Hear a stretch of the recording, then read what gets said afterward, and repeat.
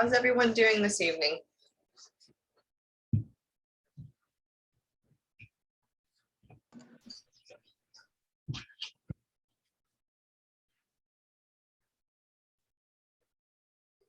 Awesome, Lancy. Okay, I know there was a couple of other people that were coming.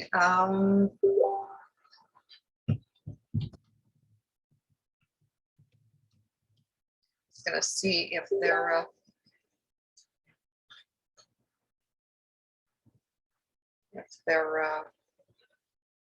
having some issues with the link or anything like that. They shouldn't, because it should be active at this point. There we go.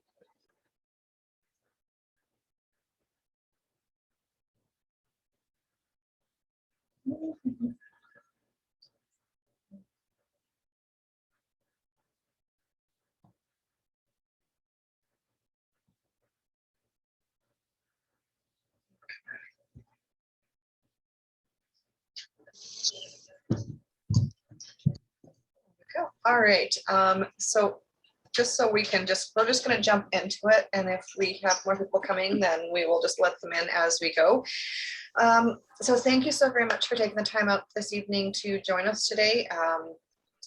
Beta readers are kind of a mystery to some of us, but I think that they're incredibly important because they really do help us to get a feel for the book from a reader's standpoint. So today I figured we could do like a little roundtable chat and talk about what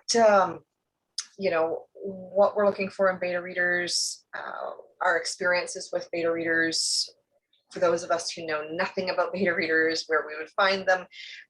Do we want beta readers that are in our genre, or are we open to beta readers that read outside of our genre or outside of our style? I know I've had some issues in the past at one point where I had someone reading a project and they I know nothing about deep point of view, so they were reading it, and the feedback that I was getting was that there was lots of head hopping, and there was the world building was not up to par, and so on and so forth. So yeah, so tonight we're just going to talk about, it's an open discussion about beta readers, what we are looking for, how to go about finding them, what our experiences with beta readers are, and see if if there's anyone in the group that we can partner with as a beta reader to kind of give feedback and really kind of build a community within the groups. So that's my spiel for the evening. If anyone has would like to just jump in and kind of give us some feedback.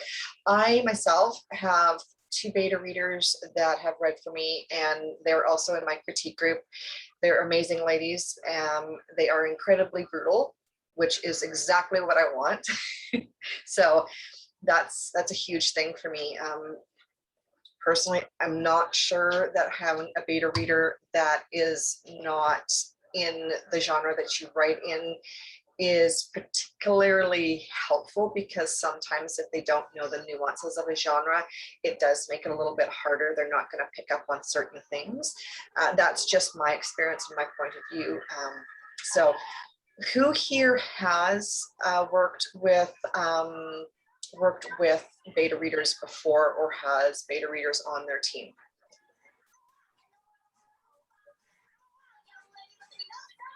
No? I have had a beta reader. Okay. All right. Well, let's start at what a beta reader does. Carolyn has. Oh. Okay, so Stephanie and Carolyn, I'm going to call on you just because you both worked with beta readers before. Stephanie, what was your experience with your beta readers? What kind of feedback did you get? How did that relationship start? And what was it? What was it like? Well, can you hear me okay? I could hear you, yeah. Okay, perfect. I met the people that I trade beta reads with on a writers forum, and two of them, one was she writes normally in French language and translates into English, and she and her co-writer, who I had a lot in common with, we would all trade reads, and I would get feedback like, I don't believe that this character would do this thing based on whatever happened earlier in the story or whatever. So that was really useful. And I got feedback on spelling and typos, and I'll take it because I got to catch those too. Yep. The bigger issue was holding their attention, because if it's not a thing you like, it's hard to keep them reading. You know what I mean? So I figured I did good if I could keep their attention long enough to get them to the end of the book. Yep. I would take that as a win. And then we would, like for every book I did for them, they'd do a book for me. Okay. But then when I fell out of writing for a little bit, we kind of, I won't say we lost touch, but that kind of, we haven't got back into that, Mhm. So as far as character reactions and character interactions, they were pretty good. As far as the world building and how magic systems work and how they weren't much help, so it was hard to walk that line, but Okay. it was useful what I got out of it. So Okay. So do you think do you think it's better for you to cultivate relationships with beta readers who are in your genre that understand the nuances of your genre? I think what I got was good, but I Yeah. would like somebody that is a fan of the genre, because they're going to know when I step outside the expectations. Readers Okay. want certain things out of certain genres. I write paranormal shifter romance, so, and I kind of mashed it up with urban fantasy, so it doesn't sell real good because people aren't looking for that. Well, I was looking for that, but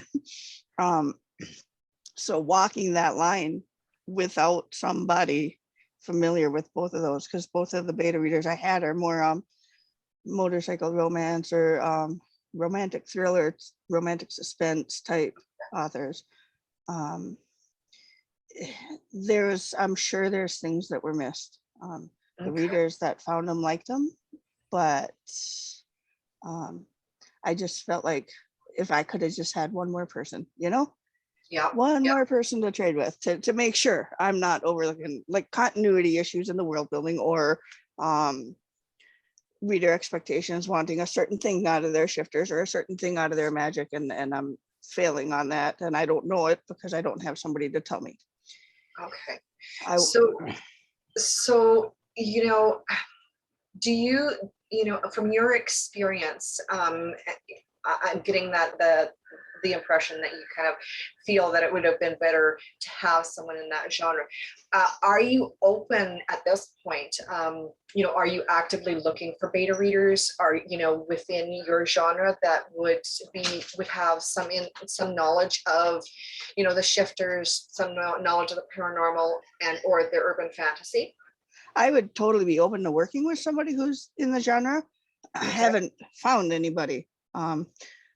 And I don't know why that would be. And then you have to match too. Like I've traded reads with other people where maybe they write fantasy or maybe they write other magic related stuff. But just as the way we come at things, it doesn't mesh. Okay. You have to, I don't want to say speak the same language, but you have to, I don't know. I think you can appreciate there's way of making it come to life in your world. I write that type of genre, and to me, reading someone else's that writes the same thing is sort of like just a real interesting look into how other people think about the same thing. I think it makes it even more interesting to see it approached in their way, personally. Yeah. Oh, for sure. Okay. So personality wise, as well as another aspect of dealing with beta readers, and to be sure that, you know, your personality is going to be a conflict. You know, you don't want to connect with a beta reader that you know, you can't communicate with, without it becoming, you know, confrontational or anything along those lines. That's another aspect that I'm assuming that would be, you know, would be something that you would want to avoid. Oh, for sure. Or often there was the concern with one of the authors that anything you say, no matter how you say it, it's really hard not to hurt feelings, because Yeah. that's their current book baby. And yes, they might have 20 books out, but this is the one right now. And no matter what I say, even just a question, it the hurt feelings go away eventually and we re-engage and figure it out. But it's Yeah. hard to manage that, you know, because it's not like I'm out there being rude. I'm just, you know, I don't know if this would work because back here they did that. And oh, hurt feelings commits. It's like, well, okay, I'm sorry. Okay. So. Okay. I see Michael has left a question. Michael, did you want to unmute yourself and ask your question, so that we can discuss it and see what some thoughts are? Sure. Hi. Hi. You probably all know me as Sean, but I'm rebranding. I am now Michael Aspen. So I'm sorry, I'm kind of watching my kids at the same time, so I had to step away because they're watching Paddington Bear. So the question I had was, where in the process do beta readers come? I'm just getting to the point where my first manuscript is coming to completion, and I'm going to go through and do a self-edit on it and then send it off to somebody. And I didn't know if like beta readers come before you'd send it off to like a story editor, or is it in lieu of an editor, or I'm trying to place like the sequence of events that you would follow if you were going through and you wanted to put beta readers in that sequence. Where do they come? That's a good question. That's a really good question. I see we've got a couple of responses here, and for the most part, everyone is saying it's after you have written and have at least done one or two rounds of revisions on your manuscript so that it's as polished as you possibly can do. Am I understanding that's the consensus? Carolyn, did you want to jump in here? I see you've left a couple of comments. Did you want to just jump in and give your thoughts on there? Sure. I'm coming from having worked with editors and spoken to a woman who is an editor at Shadow Mountain. It's a publisher in Utah, during an online conference. For betas, it's always been suggested to me, and it's something I've learned from my mentors over the year. You never send anything below a well-polished third draft. That also includes, for some beta readers, your punctuation needs to be spot on. So for some people, you can get copy edits done before, but my big thing is third draft, nothing below a third draft. Respect your readers. For me, I've had dozens of beta readers over the years. You want readers that read in your genre, not writers. Writers tend to try to force their style. From my perspective, they have tried to force their style on me and change my voice. And yet the editors have all come in and said, nope, you need to ignore them. So for this third draft, and then I would send it, if you need a developmental editor, now is the time to send it in before betas, because you want your betas just to fall into the story and read it. My betas, they give me information of, first paragraph, is there a hook? Is the pacing good? Where does the pacing drag? the main plot arc, character growth. Is there character growth in every scene? Their favorite parts, any sections that are weak, what they would have liked to see. And the readers in my genre generally shotgun through my book. They will stay up all night long to read my longer books because they're my target audience. But when you get, like, my friend in Japan read my first book in my soft sci-fi series, and he had a really hard time because it is a soft sci-fi fantasy. Yeah. And he started getting really analytical about this and that. I was like, no, she doesn't talk that way. No, her professor doesn't talk that way because he's not an actual professor. He's a prince who's stupid smart. He's kind of like an anthropologist. He's book smart. So this is how he would speak. And he's like, no, he needs to be an analyst like me. I was like, no, Jados is nothing like you.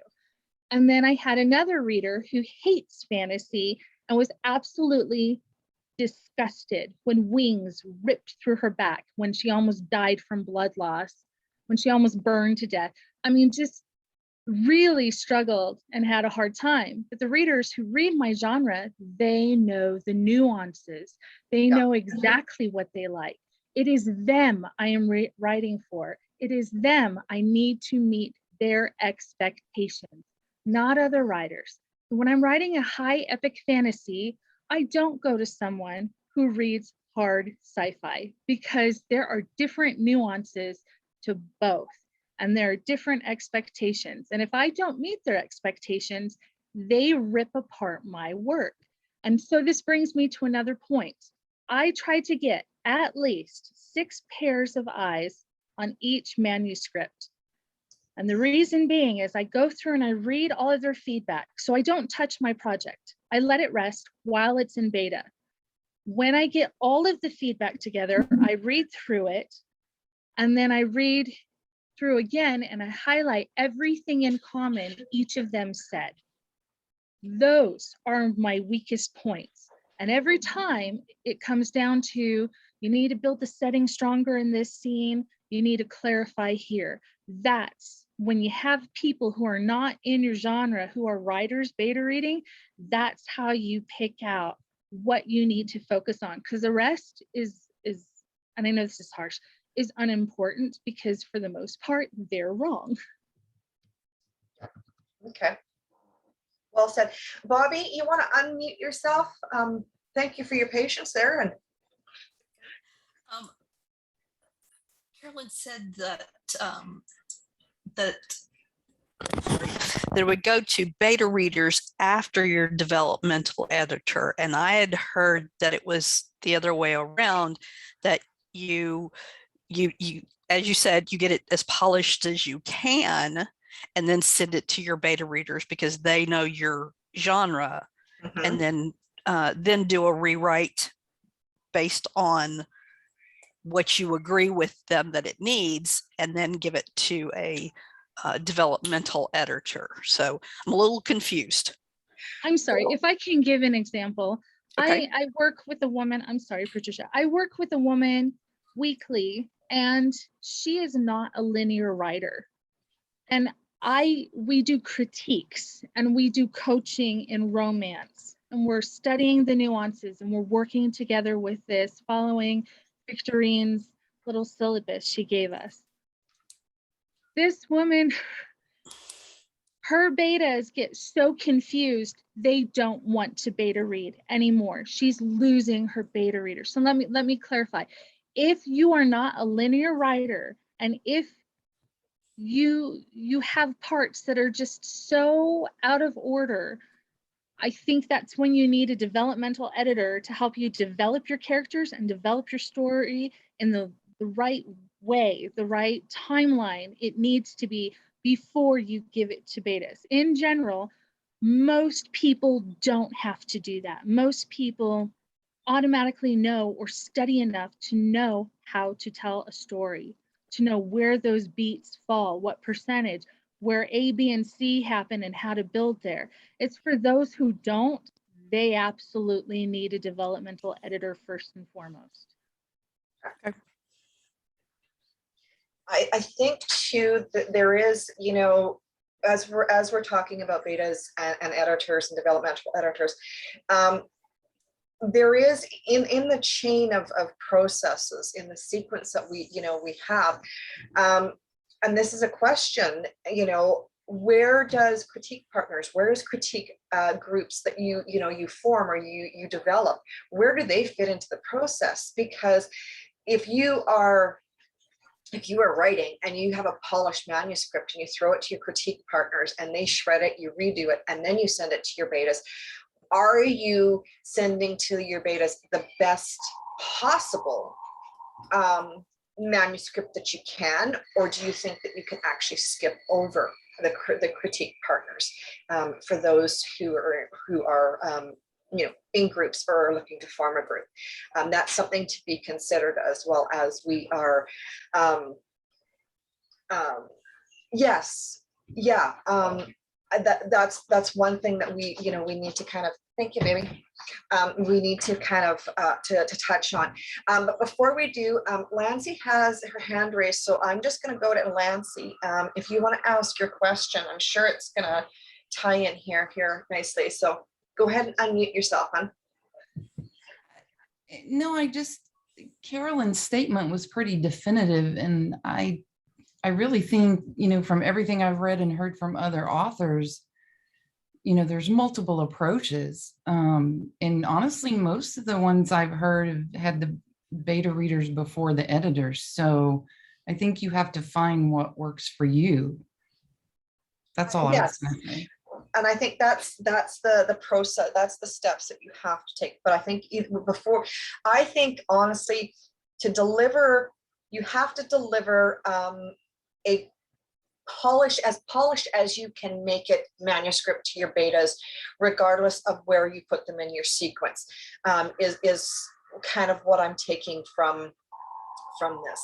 And so I think, yes, critique partners there are different expectations for critique partners than there are for beta readers. Your beta readers are readers. They read the genre. They should know. Your critique partners are there to help you by shredding your work, giving you feedback, and working on the craft itself. So I think everyone would have to, of course, find where they're comfortable in it. And understand how they write. I think that's another part of it. Linear writers, they're straight line. They've got the blinders on. They're on the straight stretch of the highway. As they're writing, there's no twists and turns. There's no I need to pull off here to look at the scenery before I continue on. So I think that also has an effect on how your process works and how your sequence works. So like I said, I've only got a couple of beta readers, and they are critique partners, and usually what winds up happening is we critique and then they shred, and then I go back and I do my revisions, and then I get them to read through it again. But I think that's you're spot on there, Lancy. There is other avenues, and I think it's a personal journey to find the beta reader and how you want to do that. If you don't feel that you need to have it before an editor before you go to beta, I think that's a choice that you have to do, as long as it's as polished as you can make it before you put it before that beta. Does that make sense to everyone, or am I just confusing myself and everyone else? Oh, so what exactly is the difference between critique partners and betas? Well, for me, the difference is my critique partners are there to, and everyone's critique group or critique partnership is going to be different, of course, but in our group, the purpose of our getting together and critiquing is we take it and we do the developmental edits in our critiques. We do our live critiques and we do developmental edits. So we take it right down to the bare bones, and then we kind of rebuild it. And there's usually 6 of us that are sitting there having that conversation. A beta reader, in my understanding, is someone who reads in your genre, who can take and read your story and give you feedback on where your weak points are, what your characterization, all of that stuff. Yes, we do also line and acquisitions editing, Carolyn. Yes, we do. We do a lot. So that's my understanding. Bobby, thank you so much for your patience. A quick question for you. Yeah. In your critique group, are they all in your genre? Okay, Yeah. because my critique group has different people that write in different genres, but I'm wanting my beta readers to be in my genre. And so that's what obviously your group is at a higher level than my group is, because I get some really nice blow smoke, whatever, saying, Yeah. you know, it's really good, but then I have one or two that are really come in and say, no, you need to work on this, or, you know, you're all over the place in this particular chapter or whatever. So I'm getting some good feedback there. Yeah. And then my other question was for Carolyn. She says at least 6 pairs of eyes on the story. Is that 6 beta readers, or does that include your line editor, your developmental editor, and your copy editor? No, so I generally ask anywhere from 20 to 120 people to beta read, and generally you'll get like a small amount. So I wait until I have 6 people who are not editors, who just strictly beta. Give me the broad strokes. Do not give me any more details. That is for my critique group. That is for editing. Do you put the call out for that number of beta readers on a regular basis, or have you whittled that group down to a core group that you send out for your, you know, the ones in a particular genre? Oh yeah. So I started out in LDS beta readers. You don't have to be LDS to be in it. They're just be specific about your work, trigger warnings, your adult, your genre, all of that stuff. And right now I have a group of people that come to me saying, hey, what kind of story are you working on? LDS is Latter-day Saints, so people from the Church of Jesus Christ of Latter-day Saints. So hey, when is your next story come out? I'm looking for high fantasy. Some people say I'm looking for soft sci-fi. Someone asked me, are you doing any alien romance?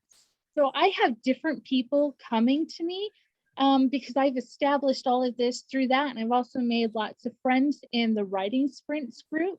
And so we trade work, and sometimes people are like, I don't want to give you my work. I just want to beta read your books. So that's kind of how things have happened with me. And I know that's really rare. Mm-hmm. So I generally don't have to put a call out for beta readers, but I've been at this for a few years now. Okay, thank you. I think in our group, just one second, we got somebody else coming in.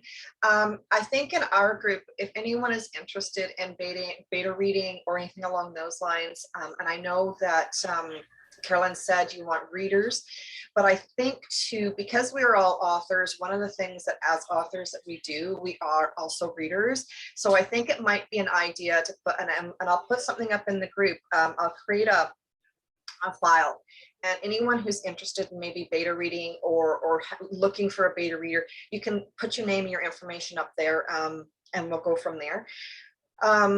Yes, thank you. Welcome, Laura.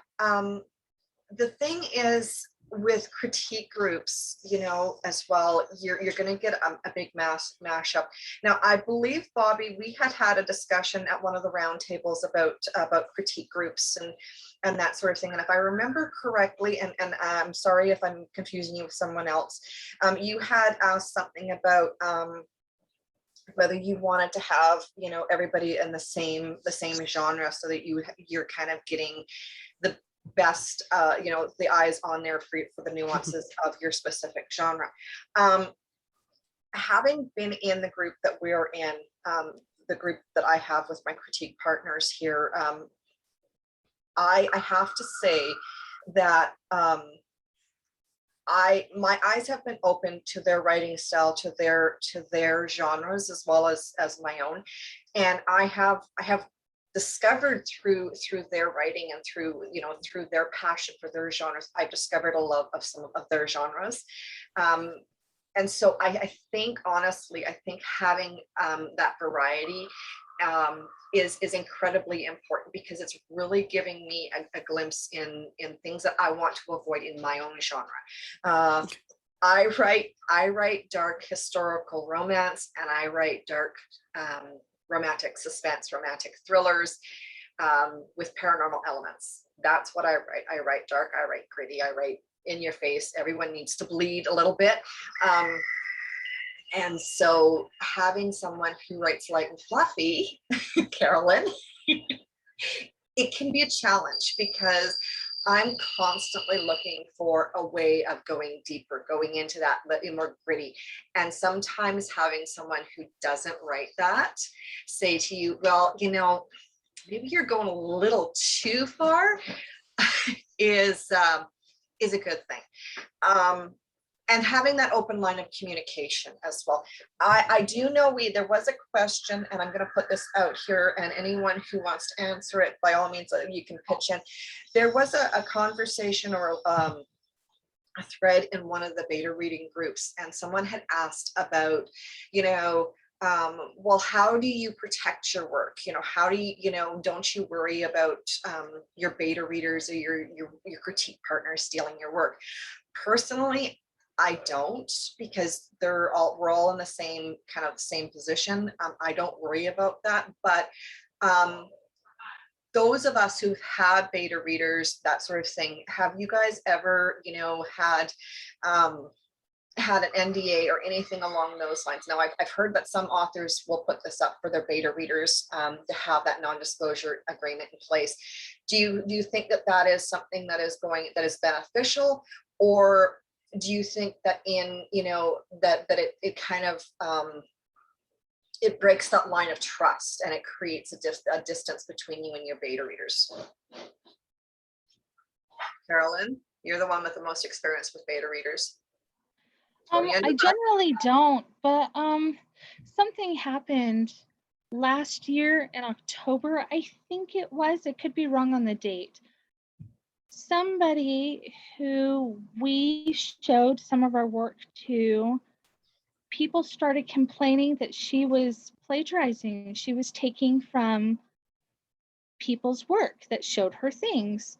And so I have a top secret book that I am only going to put out under my top secret adult name that I am terrified that she has taken from. Everybody else, it's not a big deal. Everybody else knows I have my own LLC. If they try to plagiarize, they know I come from a state where we sue at the drop of the hat. I mean, it's just part of my normal. I have no issue suing your ass if you steal from me, period. So I don't think she's aware, though. So I'm terrified that she'll have stolen from me. I do copyright everything through the US Copyright Office, because I need that certificate in hand to win that hands down. Then she'll have to pay my lawyer fees. She'll have to pay. And the thing is, I also have friends, different types of friends that are different types of lawyers. So I got backup. This never bothered me before until evidence was brought up that she was stealing. But in general, no, I'm not even worried. Cool. Yeah, to me that's something that I hadn't even considered, honestly. And maybe that's because I'm too trusting. I don't know, but I've never had any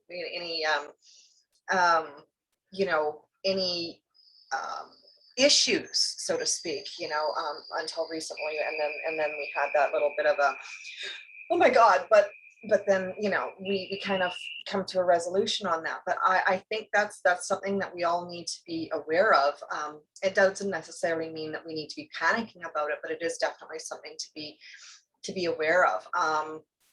Now, when you're dealing with beta readers, when you're dealing with your critique group, I mean, there has to come a certain level of trust, a certain level of honesty amongst yourselves. And, that's a huge point. So if you're just getting into looking for betas and looking for critique readers, I would keep it in mind, but I would not be, I wouldn't be panicking about it. And I certainly wouldn't be, you know, focusing on that aspect completely.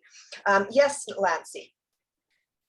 Yeah, I was just going to say that I just, since the Inker's Con, I actually kind of connected with someone, and we're working toward a critique partnership.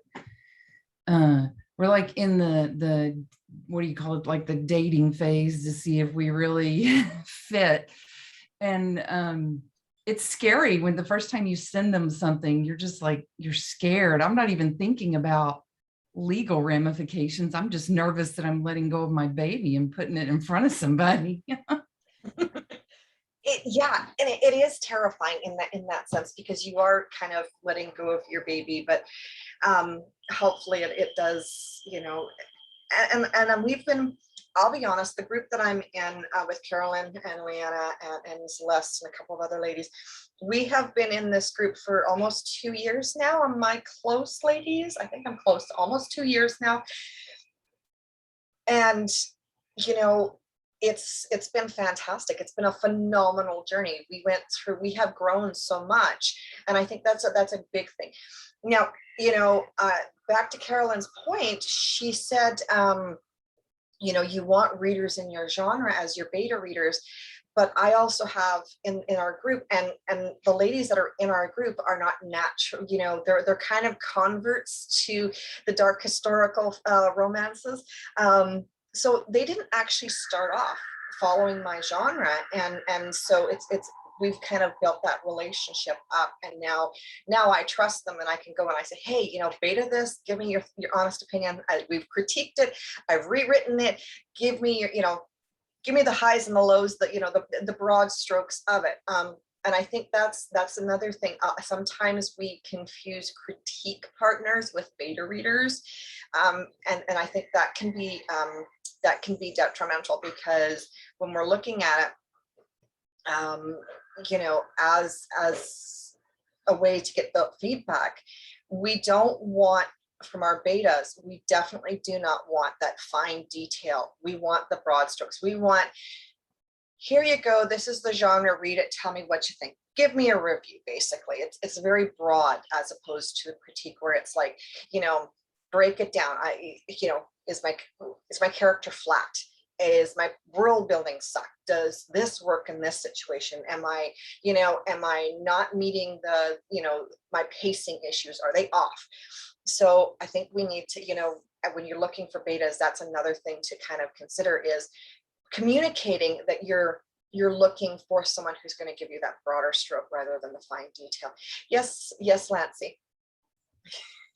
I've had one experience with a beta reader, and it was mostly on, I just had a huge moment of self-doubt where the novel was finished, but it wasn't ready for a developmental editor yet. And I just had this huge moment of self-doubt. So it was a family member. I said, can you just read this and tell me if it's a bunch of crap and I'm off my rocker and I don't know what I'm doing? And she's a people pleaser. So I didn't expect a lot back from her. And I got back from her exactly what I expected. Oh, it's a good story. It's not really my genre, but it was a good story and I enjoyed it. I'm like, yeah, okay. But then weeks later, we got together for a family get together, and she just kept going on and on about the characters and what are you going to do about this? And she remembered their names and stuff. And I'm like, okay, I'm going to take that as a good sign that you were really invested in it. Yes. Yeah. So here's a question, and you guys can kind of give me some feedback here.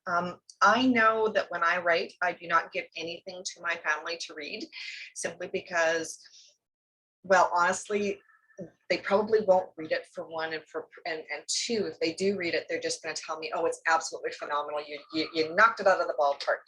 So do you feel that you can trust a family member, they write, you read in your genre, etc.? Do you feel that asking a family member to be a beta reader is conductive to getting honest, critical feedback from them? Do you think that that's something that's an honest expectation?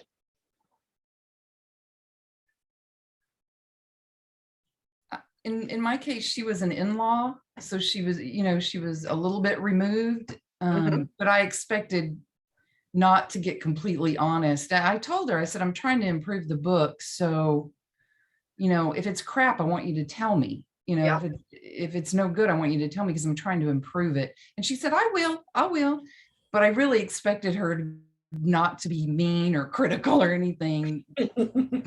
So no, I don't think a family member will be honest. Or if it was like my daughter, I think she would be vicious and still not honest.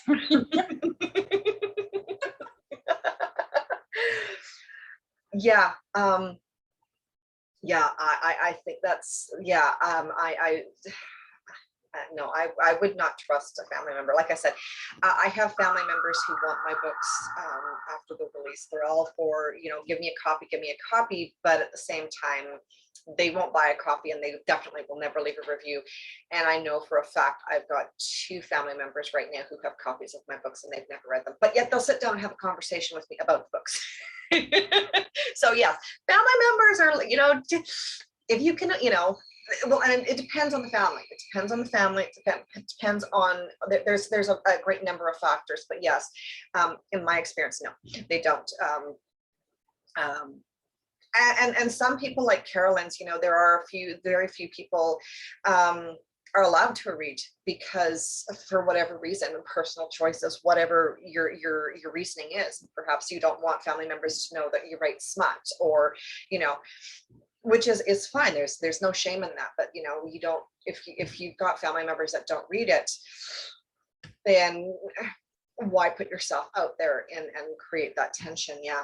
Or judge you. That's another thing as well. So so we've kind of touched on what a beta reader does. We've kind of touched on a little bit on that sort of thing. Yes, Bobby, I'm sorry, I didn't see your hand raised. I'm so sorry. That's all right, I just raised it. So for your beta readers, do you, because I've seen places where they've given a list of, I'm looking for this, and this, and they give the beta readers kind of a guideline of what they want to hear from their beta readers. Yeah. Or is it just best to put it out there and ask them to give a review, like if they were going to give a review on Amazon?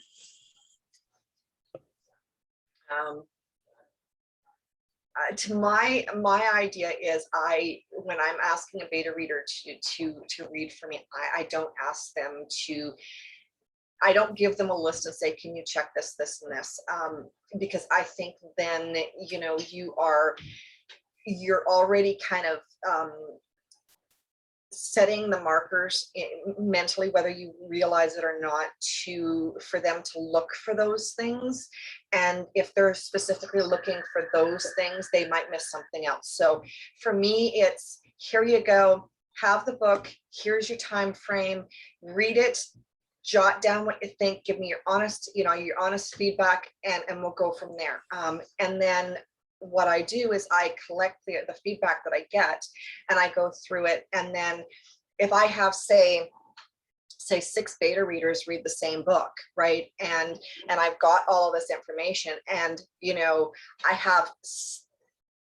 there's nothing in their feedback that has any commonality, where maybe I've got, they're not pointing out the same thing, but as a picture, you want to kind of weed out the stuff that is personal opinion. So for example, if you've got 6 beta readers, right, and not one of them has mentioned that, maybe you've got one character that's a total jerk and they've never mentioned that, or you've got a plot hole or setting information that's really needs to be fixed, then if no one's mentioned it, then it's like, okay, well, is it as bad as I think? But if you have 6 of them and you've got 4 of them that comes back and says, hey, this character, I could not get to like her, I could not get to like him, he's just a jerk, she's just, oh my god, she's such a spoiled brat, then it's time to say, oh, okay, well, maybe I need to address this.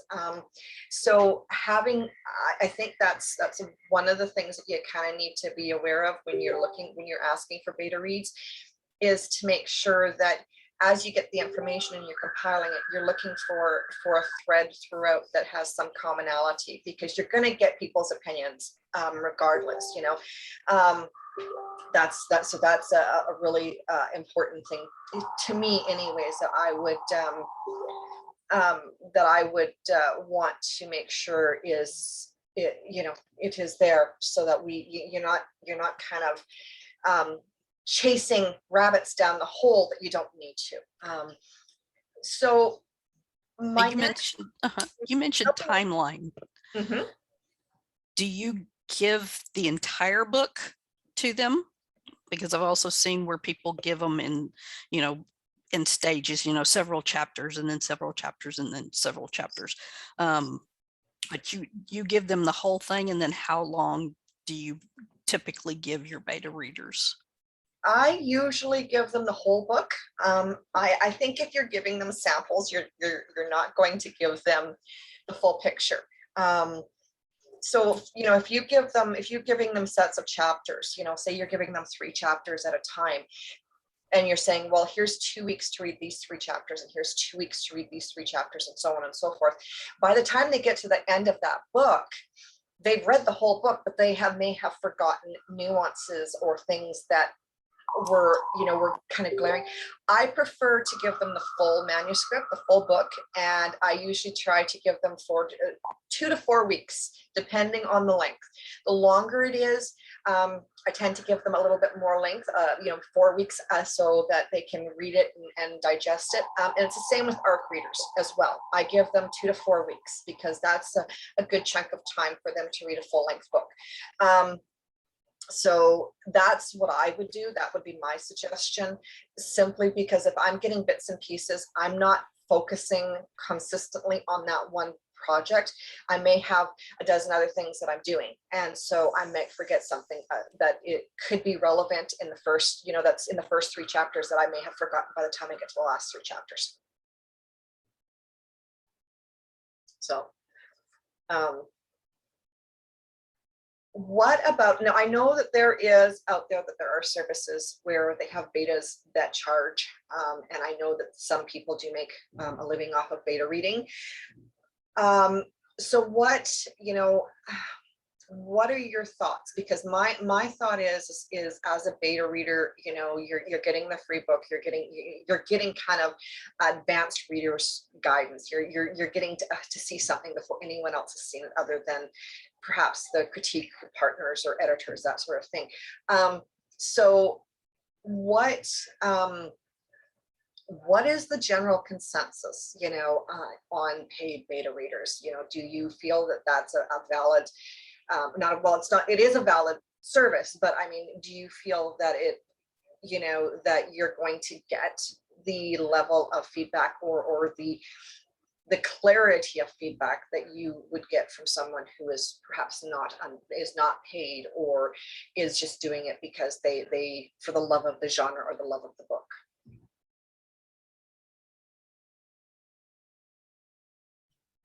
The authors that I've listened to on podcasts and stuff, a lot of them say they get their beta readers from their fans. Like they'll have super fans, who become their beta readers. And I would think that if you can cultivate beta readers like that, then you've got someone who is just as invested in your book. Whether, outside of getting paid or anything. I mean, if they're professional and they're getting paid to do it, if they're treating it as a professional job, I would expect them to give me their best. So I don't know. I'm a little iffy on that. I'd love to find an organic beta reader. I don't know how I feel about paying them. Yeah, well, my concern is with a paid beta reader is, if you're paying them, are they into the genre enough? because that's another aspect of it. If you have someone who doesn't read, for example, you have someone who, maybe reads historical romances, but is not familiar with deep point of view, are they going to get the nuances? Are they going to understand what's they're reading? Or are they going to read through it and give you feedback because they're worried about, they want to make sure that they're going to get paid for their service. So that to me is a concern. Yeah, and that's the thing, is I'm not sure if they do have an assessment sheet they follow. But I would think, if you're going to pay someone to beta, you want to sit down and have an in-depth conversation and do an interview with them and see what their skills are, see what they're, talk to other authors who have worked with them, that sort of thing, because it is, I mean, if you're going to put the money out, you want to make sure that it's a good investment. I love the idea of going to the library and putting a sign-up sheet at the library and saying, hey, do you love this genre? Do you want a free book to read? All you got to do is give me your opinion. It's a great way to do organic. It's a great way to get organic. And oftentimes that's going to be an amazing way for you to actually get someone who's loyal to you, that's going to be just super excited because I get to read the book before anybody else. So that would be what my suggestion would be as well. Thank you so much, Laura. I appreciate you putting that up there. Yes, Bobby. Okay, and you were talking about, putting up a sign in your library. Where do we find beta readers? I'm on a web or a Facebook page that's for science fiction and romance. I'm also one that's for reverse harem, which one of my books is. So I know that there's a fair amount of authors there, but on one it specifically says readers and authors. So that's where I feel like I can get some of my beta readers, but someone had said something I've heard about Goodreads. I don't know. So where do you get your where do you find your beta readers? That's a good question. That's a really good question. I think Carolyn's suggestion of the LDS beta readers is a good starting point. If you have a newsletter, you can also advertise it in that. Facebook groups are amazing. Instagram, sometimes you can find beta readers there, but that's just my experience. If anyone else has any suggestions, that would be, by all means, slap them up in the comment section, so that we can kind of put up a list and create a list, which I think would be really good, because I think everyone needs beta readers. They're a key ingredient in putting out a successful book, I think. So that would be my suggestion. Libraries, writing groups, depending on your genre, you could even approach like LARPing groups, cosplay groups, those ones who are really into, maybe they're into the reenactments of the history and that sort of thing. You might be able to find some readers there. That would be, it's worth a shot for there. So Michael, I did see you have your hand up. Oh, I was going to ask if newsletters was a good place to recruit beta readers, and you actually, right as I got my hand up, you answered that, and I was like, oh, never mind, I'll put my hand down. Yes, I have a newsletter, and I have put in there, I have actually advertised for ARC readers, I've advertised for beta readers, and I have gotten some responses from my newsletter. Which has been really good. So, but your newsletter is not a short term, like it's not a short play, it's a long game. So if you're just getting started and you're looking for beta readers, I'm not sure that a newsletter is the first avenue I would go. And some authors don't even have them. They don't use them. So again, newsletters are great. You can get a lot of feedback and that sort of thing through them, but you just have to be aware of what you want to do and how you want to do it and how much time you want to spend on things. Carolyn, can you not? It must be Carolyn. She's like, yep. I knew it. Carolyn doesn't do newsletters. We've had this discussion multiple times. I still love you, Carolyn. So definitely check out that group that Carolyn is has mentioned, because I think that's a great opportunity to get in there and see, and just be honest. I think too, one of the points that you really need to focus on when you're looking for beta readers is honesty, and making sure that as you're asking them, they know exactly what you are writing. One thing that I have nightmares about, honestly, is getting a beta reader and giving them my book, and they're like, oh my God, I don't read this. This is crap. Why would you, because that, so I think being clear and concise in what you're writing, heat levels, trigger warnings, and being sure that they know exactly what you want and need from them is incredibly important, I think, to cultivating that successful beta reader author relationship. So any further questions, any suggestions, comments? I'm open for discussion, so. Yes, Michael. I have a suggestion for another meeting type thing, if we wanted to have one. Yeah. And that's dealing with the emotional roller coaster that comes from going through the editing and review and beta process, and just techniques that are used to handle that and keep yourself focused. I've found that whenever I start getting involved with these conferences, I end up meeting a lot of people and talking to a lot of people, and we'll start talking about work or something, and then all of a sudden self-doubt and worry and negativity will creep into my mind, more so than usual. Yeah. And I'd love to know, I'm sure that I'm not the only one, but I would love to hear techniques other than what my friend told me, which is, well, you just need to drink more. Yes. So I don't think that's a good long-term solution. No. I think one of the, and we can definitely do that. But one of the things that I have learned because I'm a workaholic, as Carolyn, I drive her nuts. I'm sure I do, because I'm constantly bugging her.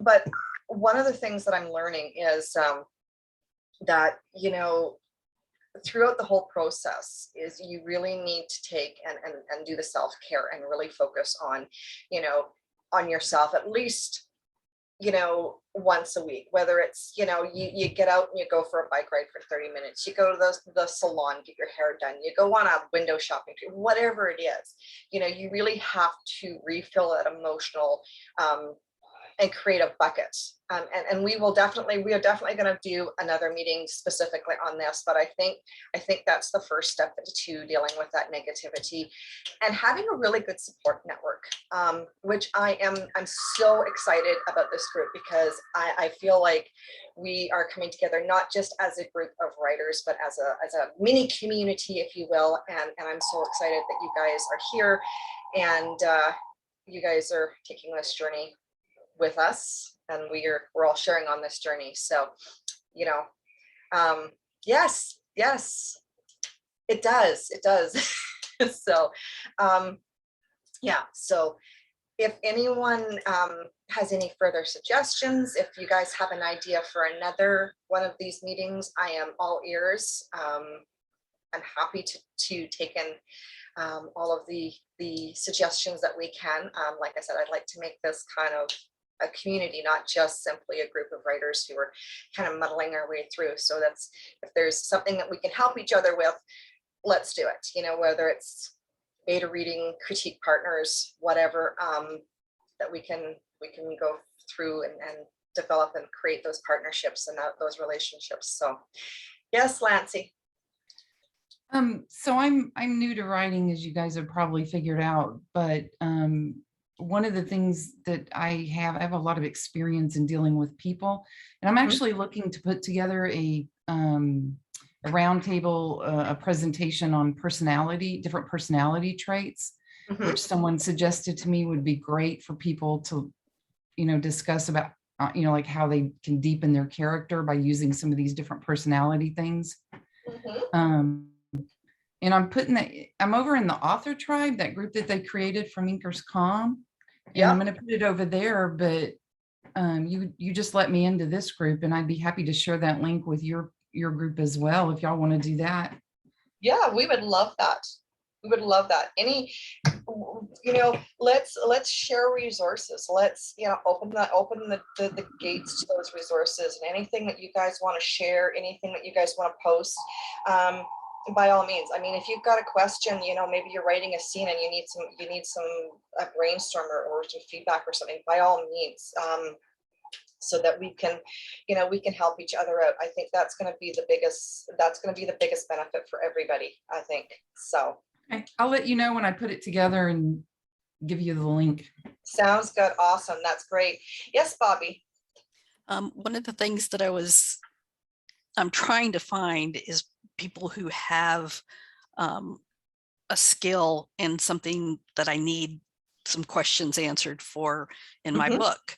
So like right now, I'm trying to find a tattoo artist to answer some questions, so that might be something that we could put out there and find out what people, what kind of skills people have for those of us who may be looking for that. What are you looking for? What kind of information are you looking for in regards to tattoos? I have, my characters have a permanent tattoo. And then if something happens and they fall into a different category, that is, a line is put through it. And so I'm trying to determine if it's all in black ink, if a red line through it would be predominant enough, or whether it would have to be a much larger, red line through it to make them a non-person anymore. So speaking as someone who has tattoos, and I'm not a tattoo artist, but I have tattoos. I have several tattoos. I can tell you, depending on the age of your tattoo. So if, for example, say your characters had the same tattoo, the same mark for 10 years and they've never gotten it touched up, it's naturally going to fade a little bit. So if you it's still going to stay black, but if you're putting a bright red, like I'm talking like a fire engine red stripe through it, there is going to be contrast. Okay. Yeah. So that's what I needed to know. See, and that's one of those things that, if somebody says, hey, I know about, cop procedurals or whatever, I'm a cop or something, those are things that would be great as a resource here. Yes. So I'm just making a note here. I'm just gonna, so that I can put in, so resources, so we can create a file in the group so that we can upload there, so that if we need to go and look for a resource, we can. I know that there is a couple of us here in the group that are, if you're looking for questions on legal stuff, deep point of view, grittiness. If you want blood and guts, I'm your girl. So by all means, I know that we do have here in the group. Sorry, someone wants to join us. So if there's anything, if you're talking tattoos, whatever, if you're talking design or anything like that, there's a few of us in the group that have done some design work that are amazing. So you can always pop in questions, and don't be shy to pop in those questions. So yeah, anything that you guys need, pop in those questions. And if we don't know the answer, I'm sure that there is someone that we know that we can go to and ask and get you some information as well. So Lancy, I seen that you had your hand up there, but I've seen you put it down. Oh, you're good. Okay. Awesome. Okay. Yes. Thank you, Carolyn. That is great. I'm going to throw this out here, and I'm going to ask. This is going to sound really weird. How many of us in the group are from Canada? Just one? Just one? Okay. Because oh, well, I'm special. So, because I'm just thinking there are things that I know. Carolyn had a reaction to a scene we were critiquing, and it was, I honestly thought she was going to jump up and come through the computer, because she was like, oh my God, no, because there is a difference. The one with Cooper in the barn with his gun. Yes. There is a difference in certain procedures. There is a difference in certain rules and regulations when you are stepping outside of the US. Here in Canada, cop thinks he's in danger, he's allowed to pull his gun. It's all a matter of perception. So there is different rules. So if you have questions, yeah, I know your firearm instructor would blow a gasket, but what he knows is his rules. When you go in and you look in a different country, different setup, it's a little bit different. So, but yeah.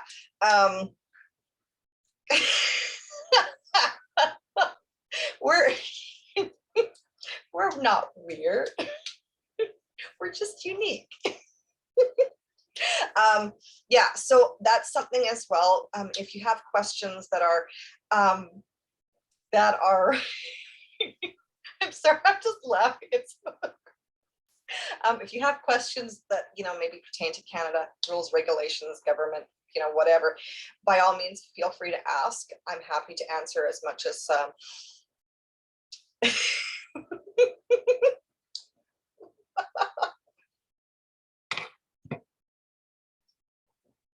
we don't say A. But yes, so yeah. Again, yes, it is different state to state. So by all means, if you're focusing on something outside, by all means, just ask. Like I said, if we can find the information for you, we would definitely roll. We're happy to help and go from there. So I'm open to suggestions.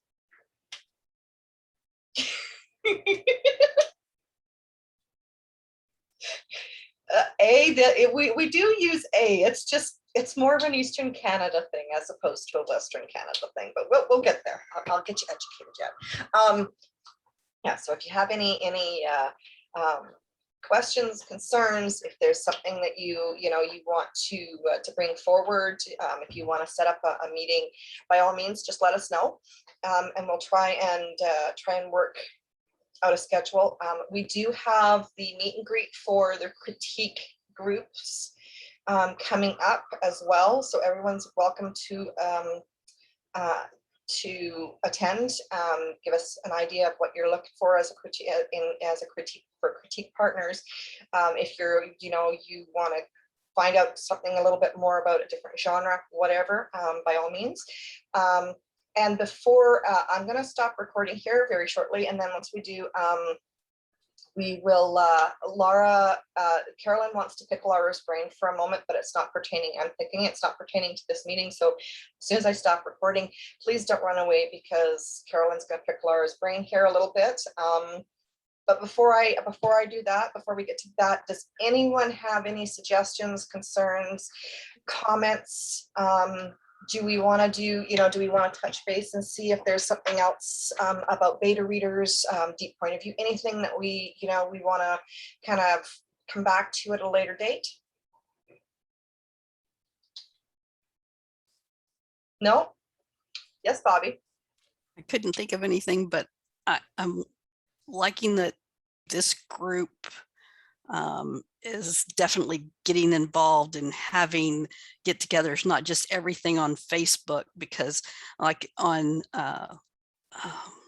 Alessandro's Facebook page, just Alessandra's Inc. or whatever, there's all kinds of stuff going on, but there's no time to sit and talk about it. And I like that you guys are setting up the Zoom meetings so that we can get together and I can, I can pick people's brain, pick your brains. So what I'm thinking, we do live critiques twice a week in my critique group. But what I'm thinking is I would love to set up to do a bi-monthly roundtable, get together, chat, have coffee, just whatever kind of get together in the group on Zoom. We might spend a little bit of time talking about this or that. And then take some time just to chat and whatever it is that we want to discuss at length. And if we do that, those free-for-all chats, I may not record. The ones that are based, like for beta readers, critique partners, a deep point of view, the dealing with the emotional roller coaster, those ones I will be recording. But if it's just a regular hangout, get together session, I probably won't. But everyone is open. Everyone is welcome to come in, and I appreciate that we're doing that for you guys. You guys rock, and I'm so excited to have you guys here, and so excited to create this community. So awesome. All right. So anything else? Okay. I'm just going to scroll through because I just want to make sure that I'm not ignoring anybody. Awesome. All right, so I'm going to stop recording here. Before you run off, Carolyn has some questions for Laura, and Carolyn, just give me 2 seconds and then you can start asking.